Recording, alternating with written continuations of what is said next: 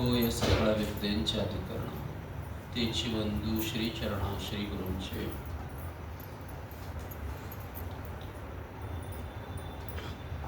संपूर्ण विश्वाला व्यापून असलेल्या परम चैतन्यमय शक्तीला हृदयस्थ धारण केलेल्या गुरुदेवांच्या चरणी मी नमन करतो. परमात्मा पांडुरंगाला नमन करतो. अतिशय सुंदर असं विषय ताईंनी दिल्यामुळे त्यांना बोलायचं काय असेल, पण त्यांनी ओंकारावर अतिशय सुंदर असं विवेचन कृष्णमयी ताई यांनी अतिशय केलं. संधिकाल, या संधिकालामध्येच ओंकाराचं जपणं अत्यंत महत्त्वाचं आहे हे त्यांनी सांगितलं. या धावपळीच्या जगामध्ये संधिकाल साधणं आत्ता सध्या फार कठीण आहे असं आपल्याला वाटेल.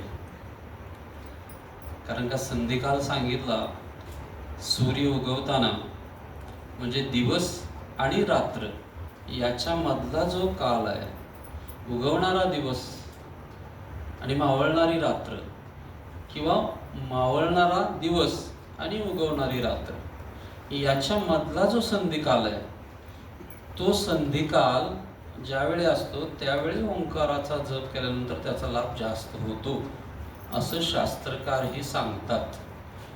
पण हा संधिकाल आपल्याला त्याच वेळी नेमकं त्या संधिकालात जप करायला मिळणं, प्रत्येकाला जमणं आपल्या संसाराच्या व्यापातून कठीण आहे. त्याच्यावर शास्त्रांनी आणि योग्यांनी एक सुलभ उपाय सांगितला आहे. संधिकाल आपल्याला कधीही साधता येतो. कधी येतो तर त्याच्यासाठी एक आहे की त्याचं वर्म आपल्याला समजलं की मग ते सोपं जातं. तुका म्हणे आम्हा कळले त्याचे वर्म. वर्म कळलं पाहिजे. वर्म कळलं की मग आपल्याला ते अवघड जे वाटणाऱ्या गोष्टी आहेत साधनांच्या, त्या सोप्या पद्धतीनं आपल्याला करता येतात.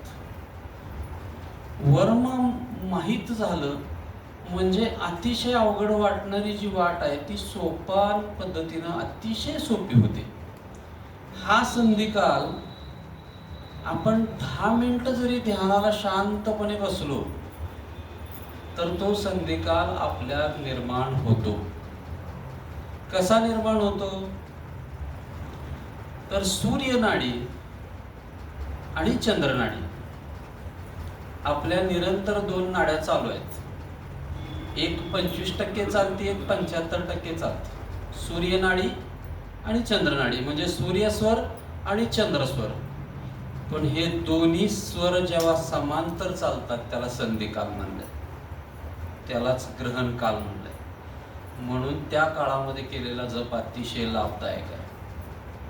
त्याला सुषुम्ना म्हणलंय योग्यांनी. सुषुम्नेमधला जप अतिशय महत्त्वाचा आहे. म्हणून ग्रहणाचा काळ म्हणजे ब्रह्मांडाची सुषुम्ना चालू असते. म्हणून ग्रहण काळातला जप अत्यंत लाभदायक आहे असं म्हणलंय. जवळच आले ग्रहणमध्येच. म्हणून ग्रहण कालामध्ये योगीजन, साधुजन, संतजन भक्ती अत्यंत तन्मयतेनं करण्याचं कारण काय आहे तर त्याचा लाभ अनेक पटीनं मिळतो. म्हणून सुषुम्नेत ओंकाराचं गुंजन अखंडच चालू आहे. म्हणजे निर्गुण प्रांत आणि सगुण प्रांत, म्हणजे एक निर्गुण जगत आहे आणि एक सगुण जगत आहे. निर्गुणाच्या जगतातून सगुणाच्या जगतात येताना जी मधली सीमा आहे, निर्गुणाचं रूपांतर सगुणात होत असताना सुरू झालेलं जे गुंजन आहे ते गुंजन म्हणजे ओंकार आहे. पण त्याचं वर्म जोपर्यंत त्या साधनाचं, जसं संधिकाल कसा साधायचा मी सांगितलं की आपण 10 मिनिटं जरी शांत बसलो तरी आपल्या दोन्ही स्वर समांतर चालतील आणि दोन्ही स्वर समांतर चालले की आपला संधिकालच आहे. म्हणजे काय की त्या काळात केलेलं कर्म पुण्यशीलच होईल. पुण्यशील पण म्हणता येत नाही, ते पूर्ण चैतन्यमय होईल, म्हणजे पापपुण्याच्याही पलीकडं, जिथं आत्म्याला गती उत्तम प्रतीची प्राप्त होईल असा काळ म्हणजे सुषुम्नेचा काळ आहे. आणि हा सुषुम्नेचा काळ प्राप्त होणं म्हणजे संधिकाल आहे. आणि त्याच्यामध्ये जप करणं, मग तिथं तुम्ही ओंकाराचा जप केला की तुम्ही कुठल्याही वेळी ती संधिकाल निर्माण करू शकता, आपण करू शकतो. पण त्याचं ते वर्म फक्त आपल्याला माहीत झालं की, जसं एक वर्मावरून एक छोटी गोष्ट सांगतो. महाभारतामध्ये विदुरांची अतिशय अवहेलना दुर्योधन करायचे, की कधीही कुठेही आले विदुर की दुर्योधन म्हणायचे त्यांना, या दासीपुत्र विदुर काका. विदुर काका तर म्हणायचं, पण दासीपुत्र म्हणून हिनवायचं. आणि हे सज्जन माणूस बोलून जरी दाखवत नसला तरी त्याच्या मनामध्ये कुठंतरी ती गोष्ट सलत राहते. विदुर काका अतिशय व्यथित होते. आणि भगवान श्रीकृष्णांची भेट झाल्यानंतर भगवंतांनी ते ओळखलं. म्हणजे काय आहे, काहीतरी तुझ्या मनामध्ये सलतंय, काय आहे ते मला सांगशील का? मग विदुरांनी सांगितलं की नेहमी माझा दुर्योधन अपमान करतो सगळ्या लोकांमध्ये आणि म्हणतो, या दासीपुत्र विदुर काका. मग भगवंतांनी सांगितलं, आता सगळ्याचं वर्म कोणाला माहिती आहे? परमात्मा श्रीकृष्णाला सगळ्याचं वर्म माहिती. वर्म म्हणजे नाडी. भगवंतांनी सांगितलं, उद्या जर तो तुला तसं म्हणला तर त्याला म्हणायचं, बरं आहे गाढवाच्या लेका. ते म्हणले, असं कसं म्हणू देवा, तू फक्त म्हण. आणि त्यांनी जर तुला काय म्हणलं तर तुझ्या आईला जाऊन विचार. म्हणले, गांधारीला विचार. दुसऱ्या दिवशी दुर्योधनाने सगळ्या लोकांमध्ये म्हणला, काय दासीपुत्र विदुर काका बरं आहे का? ते म्हणले, बरं आहे गाढवाच्या लेका. आणि दुसऱ्या दिवसापासून दुर्योधन त्यांना दासीपुत्र म्हणायचा बंद झाला. मग श्रीकृष्णाला जाऊन विचारलं विदुरांनी, हे कसं काय घडलं देवा? कृष्ण म्हणले, त्याचं वर्म मला माहित होतं. कारण का तर गांधारीचं धृतराष्ट्राशी लग्न करायच्या अगोदर पत्रिका पाहण्यात आली होती. पत्रिकेमध्ये असा दोष होता की ज्यावेळी हिचं प्रथम लग्न होईल तेव्हा पहिला वर मृत पावेल, म्हणून तिचं आधी लग्न गाढवाशी लावलं आणि मग धृतराष्ट्राशी, असं महाभारत सांगतं. म्हणून दुर्योधनाला हे सगळं माहीत झाल्यावर त्याला गप्प बसावं लागलं. या योगसूत्रांचं किंवा या शास्त्रकारांच्या भाषेचं, पुराणांचं हे जे वर्म आहे, ते वर्म जेव्हा आपल्याला कळेल तेव्हा खऱ्या अर्थानं आपला मार्ग अतिशय सोपा, सरळ, सहज. देव सहजे भेटे, सायासे नासे आणि फुटे. देव सहज भेटतो आणि तो सहज देव भेटायचा असेल तर आपल्याला अनेक मार्ग आहेत परमात्म्याकडे जाण्याचे. पण आपण चिंतन करतो या वेळेमध्ये षडचक्रांचं, योगामधल्या षडचक्रांचं. आपण मागच्या वेळी स्वाधिष्ठान चक्रापर्यंत आलो होतो. मणिपूर चक्र, वेळ थोडा घेतोय. मणिपूर चक्र 8 पाकळ्यांचं अत्यंत महत्वशील चक्र आहे. 10 पाकळ्यांचं, पण ते खऱ्या म्हणजे मुख्य जे आहे तिथं मुख्य पाकळ्या 8 आहेत. त्या मुख्य पाकळ्याचं वर्णन नाभीच्या ठिकाणी सांगितलंय. म्हणून कबीरने सुद्धा म्हणलंय की अष्टकमल का चरका बनाया, 5 तत्व की बोनीच दरिया झिनी रे झिनी.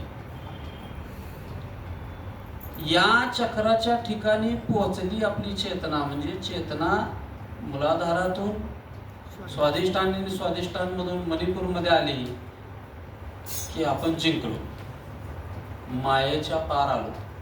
म्हणून भगवंतांनी सुद्धा इथं कमरेवर हात ठेवलेत. कारण का भगवान सुद्धा सांगतायत, इथून वर आला की तू माझा आहे, इथून खाली जोपर्यंत आहे तोपर्यंत तू माझा नाही. माझं तुला व्हायचं असेल तर कमरेच्या वर ये. आणि आपल्या चेतनेचा प्रवास मूलाधारातून स्वाधिष्ठानातून मणिपूरमध्ये होणं अत्यंत गरजेचं आहे. पुन्हा महाभारतातल्या एका प्रसंगाकडे नेतोय.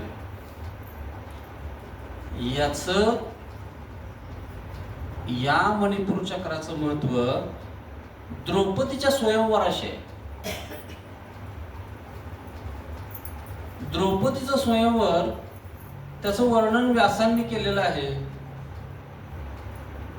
की ही साधना योग्यांची,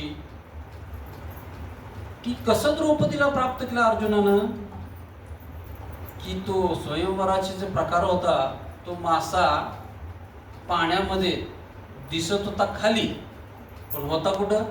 वर. मासा होता वर, त्याचा डोळा फोडायचा होता आणि धनुष्यबाणाने, पण पाहायचं होतं कुठं? पाण्यात.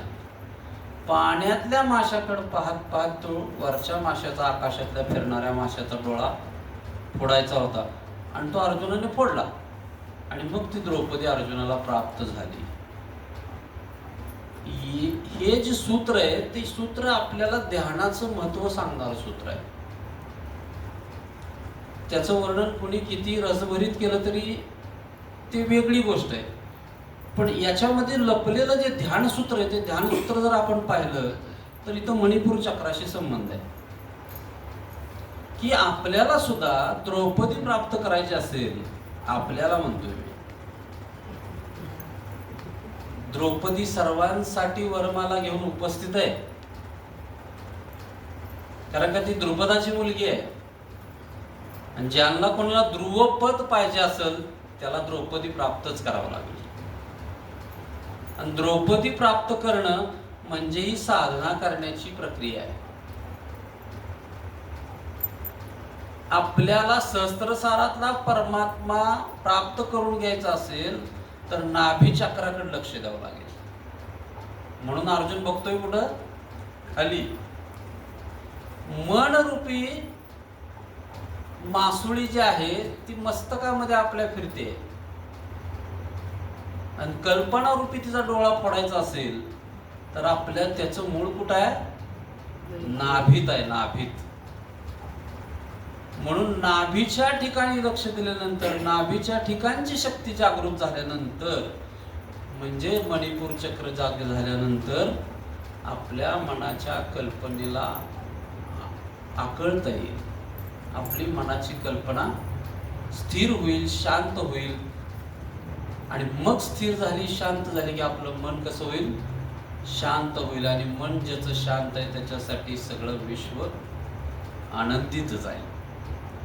म्हणून या शांत आणि आनंदित आपल्या चित्ताला करायचं असेल तर आपल्या नाभीच्या ठिकाणी असलेल्या शक्तीला जागृत करणं अतिशय गरजेचं आहे.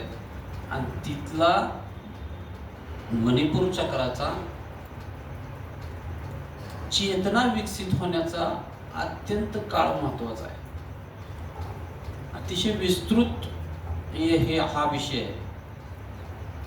पण त्या मस्तकातल्या कल्पनांना जर आपल्याला संपवायचं असेल तर आपल्याला नाभीच्या ठिकाणीच जावं लागेल. कारण का नाभीच्या ठिकाणीच सगळं मूळ आहे. कारण का आपला जन्मच नाभीपासून आहे. आपण नाभीतूनच, आपली नाळ आईशी जोडली गेलेली आहे, नाभीशीच. आणि त्यावेळेस चालू असलेला जो मूळ श्वास आहे तो मूळ श्वास प्राप्त करायचा असेल तर आपल्याला नाभीकडेच जावं लागेल. असा हा प्रत्येक शास्त्रातल्या, पुराणातल्या किंवा संतांच्या सुद्धा चरित्रातल्या ज्या लीला आहेत त्या लीलांचं आपल्या जीवनाशी अत्यंत जवळचं योगसूत्रात्मक संबंध आहे. आणि ते जर आपण बारकाईने त्याचं वर्म जर आपल्याला समजलं तर ते आपल्याला आपल्या जीवनामध्ये उतरवता येईल.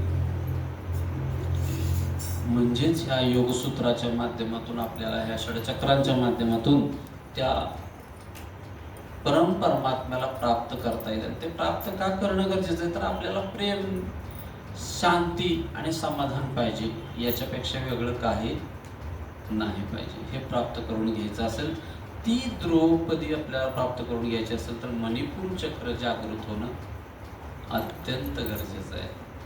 असो, सद्गुरूंच्या कृपेनं जसं त्यांनी सुचवलं तसं आपल्यापुढं मांडलं, आपण शांत चित्तानं ऐकून घेतलं, त्याबद्दल आपला अत्यंत आभारी आहे. सर्वांच्या हृदयास्त विराजमान असणाऱ्या आत्मदेवाला मी प्रणाम करतो आणि माझी सेवा इथं संपवतो.